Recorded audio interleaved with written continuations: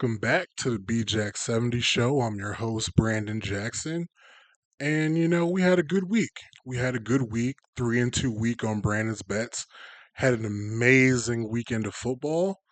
Um, Monday Night Football is finishing up right now as I'm recording this. Is third or fourth quarter in the Bengals and Broncos, but not really paying attention to that. Don't really care for either team, but yeah, man, here we are. Amazing weekend of football. Um, we'll get into a recap of Brandon's bets, and I'm gonna give you takeaway Tuesday. My three takeaways, big takeaways from this weekend in the NFL, and I'm gonna give you my top five of the NFL through week four. Little bit of a couple changes from last week. If you're looking back at last week's top five and this week's top five, just a little bit of a change. But yeah, before we get into recapping Brandon's bets, just want to say like the video, subscribe to the channel. Appreciate you watching, and let's get into it. So right off the bat, we got Vikings -3.5 versus the Steelers. Didn't work out. And I'm gonna be real with you guys. I'm gonna be real with the audience here. I I didn't like it. I didn't like it. I was kind of grasping at straws to get to five picks, and I picked this one. I thought the Vikings defense was gonna carry me through. Didn't really believe in Aaron Rodgers, but I was wrong. I was wrong.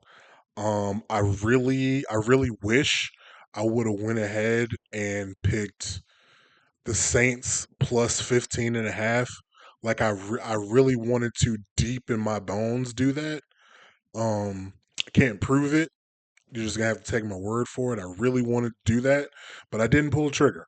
I didn't pull the trigger. I didn't even bet it on Sunday. I should have. Um, I got. I let Boogeyman Josh Allen, get in my head a little bit too much. Um, that was a lot of points. I should have picked that one, but I didn't.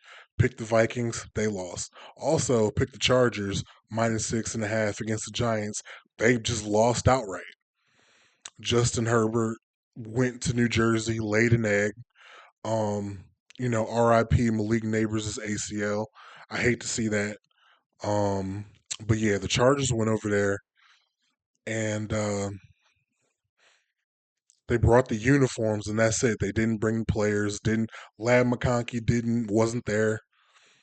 I don't know what happened. Only person that showed up was Amarion Hampton, but him by himself, he couldn't give me -6.5, and I wouldn't expect him to.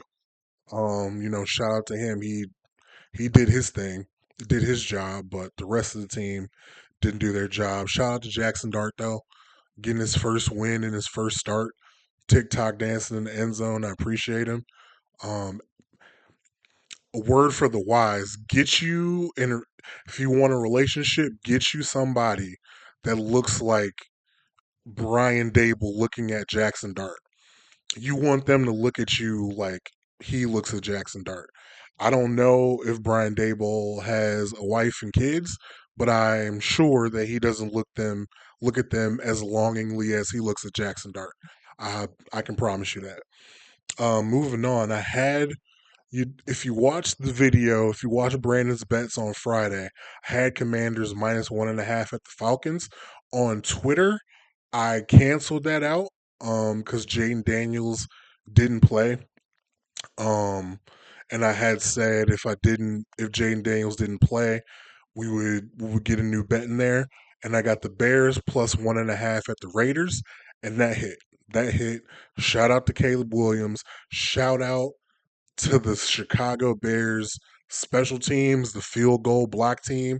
Shout out to them. Just got me right because it looked like it wasn't gonna hit. It looked like the Raiders were gonna win by two, and that would have lost the bet. Would have had a 2-3 week. We got a 3-2 week. So shout out to the Bears. Shout out to their special teams. I appreciate that a lot. Um, Next, I had Eagles -3.5 against the Bucks, and it felt like it wasn't in jeopardy all day up until the end, where they didn't do shit in the second half. Let Tampa Bay come all the way back basically. One ended up winning by 6. If Baker Mayfield doesn't throw an interception in the end zone, this might be a whole different story. This might be a whole different story. Looking at, a couple plays here and there, I'm looking at a whole different week. But, 3-2 week, we appreciate that. Appreciate Baker Mayfield throwing the ball straight to Jihad Campbell in the end zone. Appreciate that, my guy. And yeah, Eagles went ahead and won by 6, so -3.5 cashed, and then of course Chiefs plus money at home. Come on now, come on now. For it was an easy, easy dub, easy dub. They blew the Ravens out. Lamar Jackson didn't finish the game, hamstring injury. Don't know how long he's out. Marlon Humphrey's hurt. Roquan Smith is hurt. Didn't give Derrick Henry the ball. Matabuke obviously wasn't in this game, but he's done for the season with his neck injury. The Ravens on defense are falling apart. It might be worse than what the Lions had to deal with last year. Lamar is could be injured, could miss some games. Very likely could miss some games. Harbaugh said he couldn't come back into the game even like if he wanted to. That's why he didn't come back into the game. Um, you know, Chiefs got that for me. 3-2 week. Appreciate them. Um, but staying on topic of the Ravens, getting right into takeaway Tuesday. My first takeaway is about John Harbaugh and the injuries that the Ravens have suffered on defense this year. And if Lamar Jackson misses a significant amount of time with that hamstring injury, I think John Harbaugh's job might be safe just because if they lose a lot of games, it's like what could you really have done with all these injuries? And if he does get to stay the coach another year, I think that's a negative. Like I think it's a net negative for the Baltimore Ravens as an organization. John Harbaugh has been an excellent coach. He's a Super Bowl winning coach. Won a gazillion games in Baltimore, and this isn't really a knock on him, but sometimes it's just time. It's just time for you to get out of there like it was time for Andy Reid to get out of Philadelphia when he left Philadelphia and went to KC. Sometimes you've just been there too long and you need a new voice in there. Um and there's also a stat. I may have mentioned this on the pod before, but there's a stat that I truly truly believe in, and I believe in it because it's undefeated. It hasn't been proven otherwise so far. But the stat is a quarterback and a head coach combination together.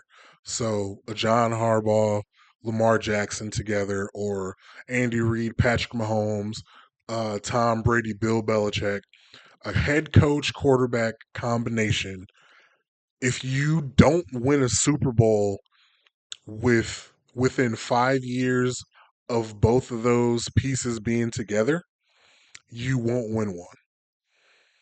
And that's been across league history.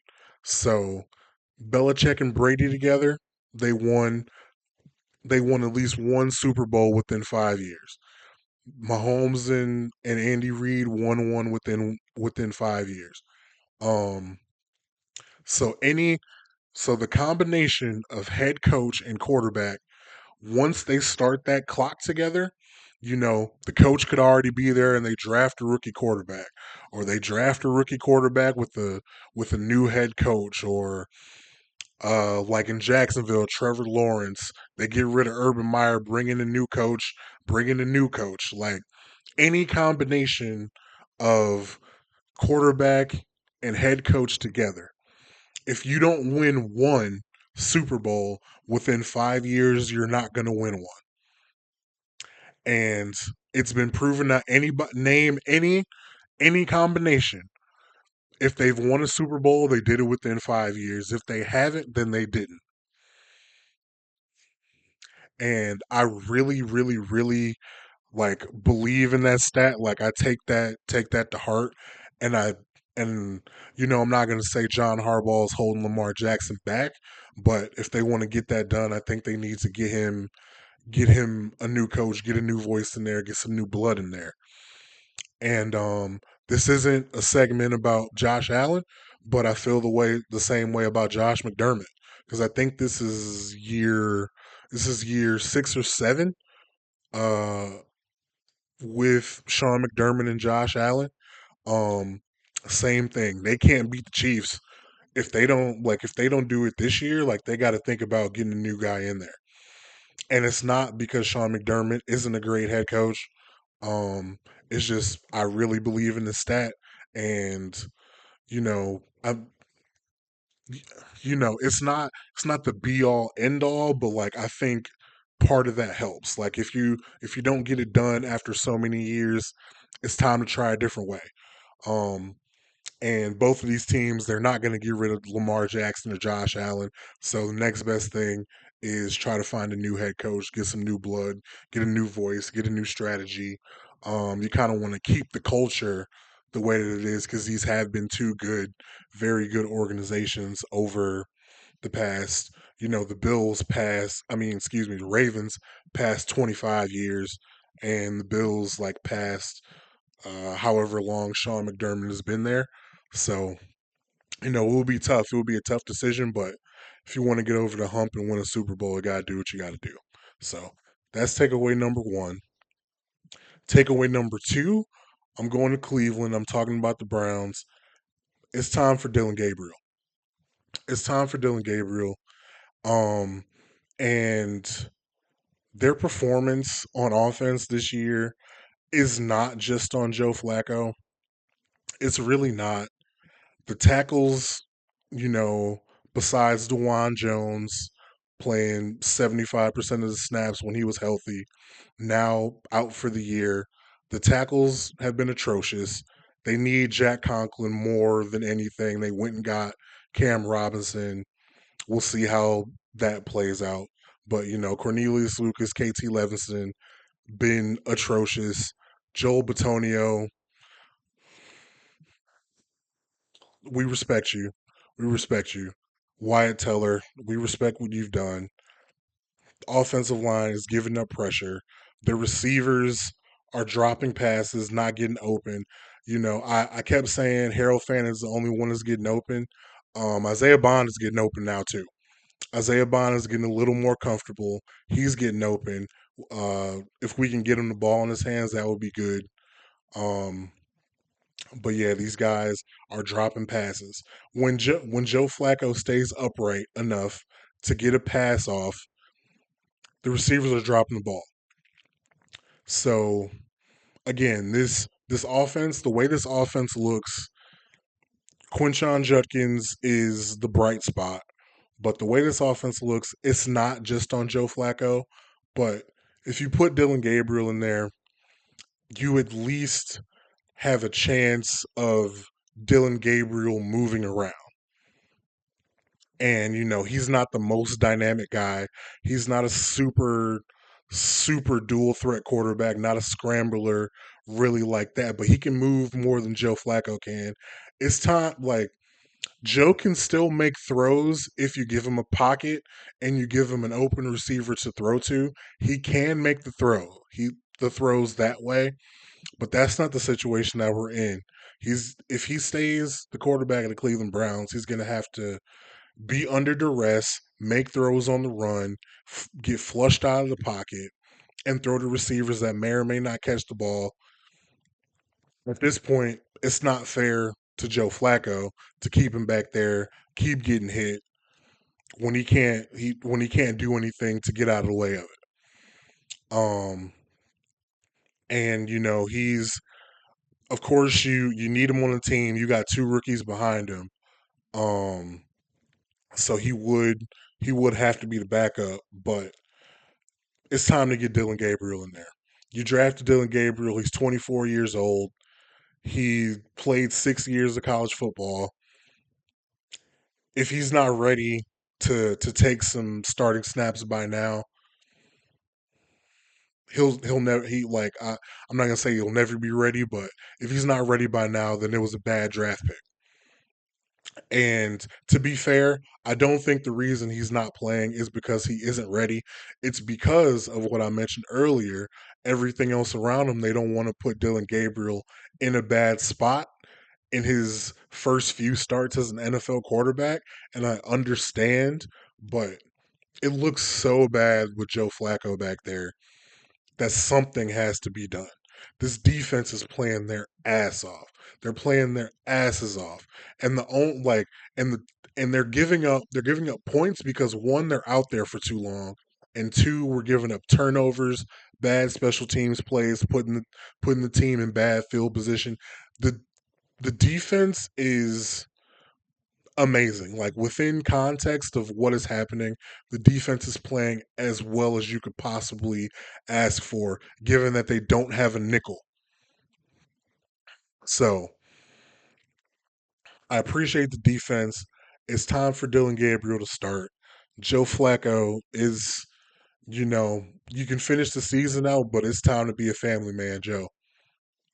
You did what you needed to do. We appreciate your service. Um, I understand why they wanted Kenny Pickett to start so bad. I understand the rationale now. It didn't work out. It was Kenny Pickett's own body. He couldn't stay healthy, couldn't prove what he needed to prove, and so I understand what they wanted to do, what they were going for now. Um, but it fell into Joe Flacco's hands.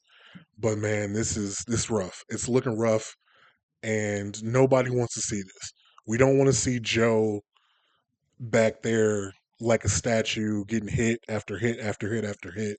We don't want to see that. Nobody wants to see that. I'm sure Joe is a competitor, wants to play, loves playing football, loves this game, but I'm sure he doesn't want to take hit after hit after hit.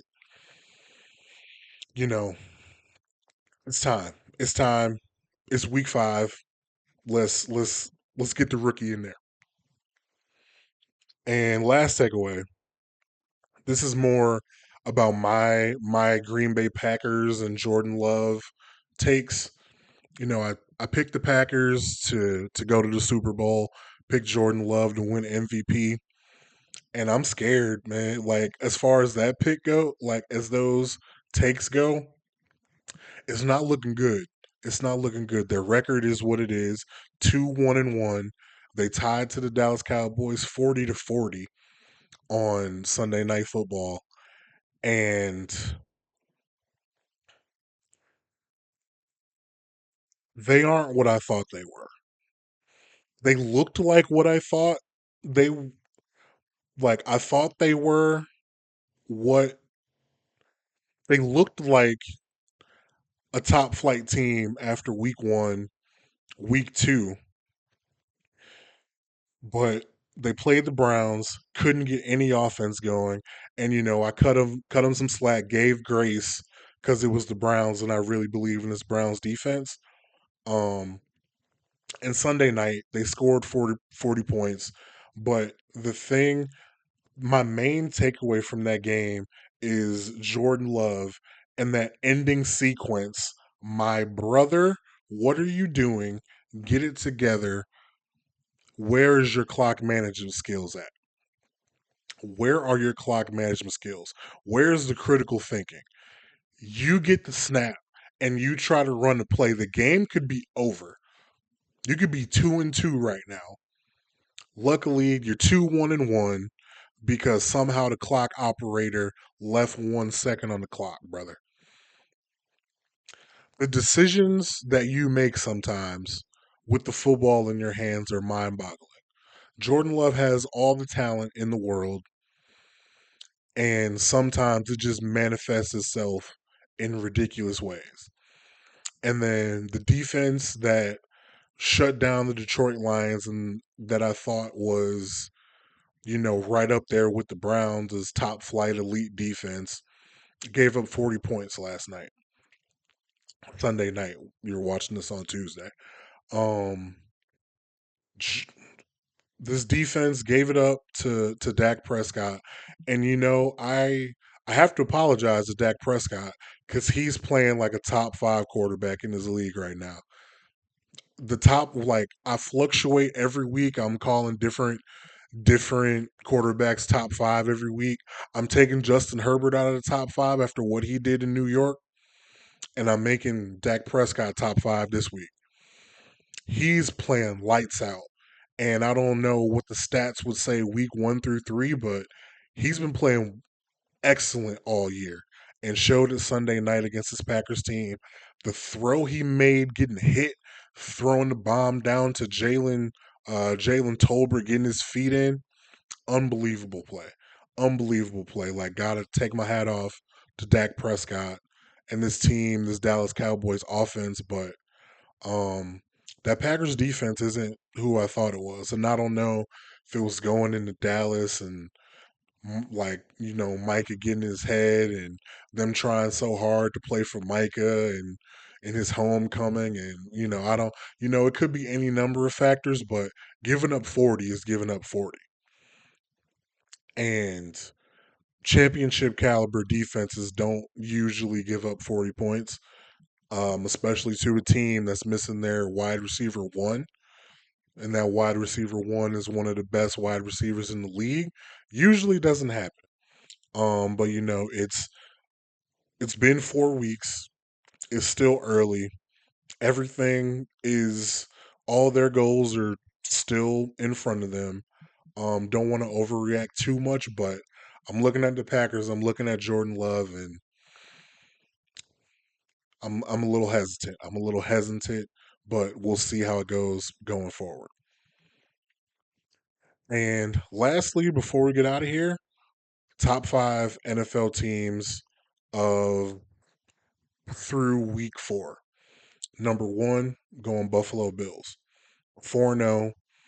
Josh Allen is Josh Allen.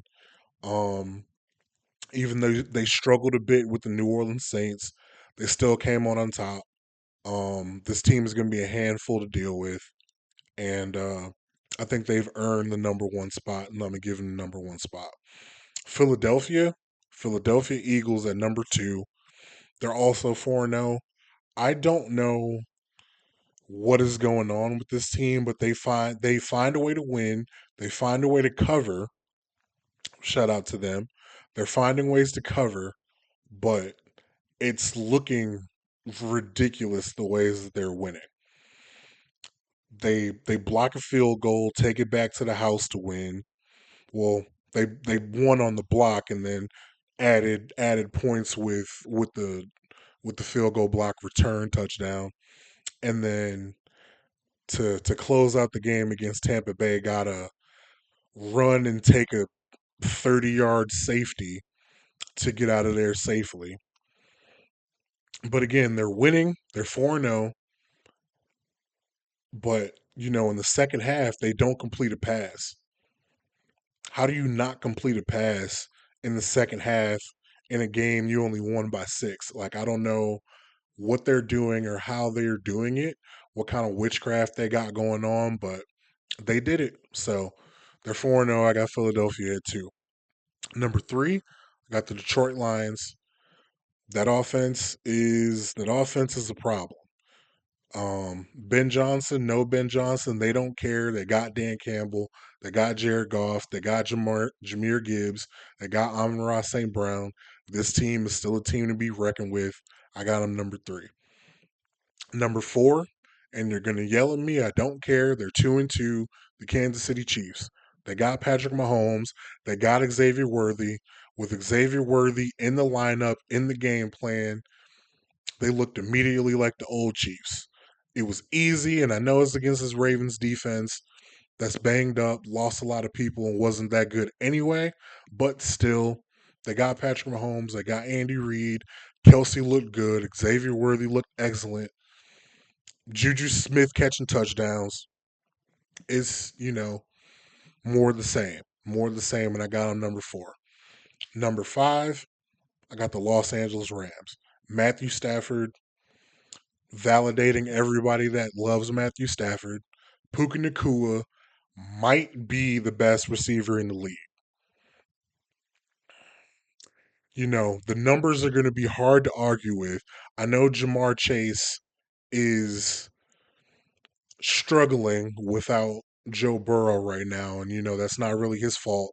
That Joe Burrow injury has tanked him and T and tanked that whole team. Um, I don't think they can keep going with Jake Browning. Like they got to do something if they want to compete. But anyway, um, you know, Jameer, Jamar Chase, Justin Jefferson, Puka Nakua. Take your pick. Whoever you want to take right now. If you said Puka right now, I don't really have the ammunition in 2025 to argue with you. I really don't. I really don't. But Sean McVay, that defense, they beat a looks to be pretty good Indianapolis Colts team.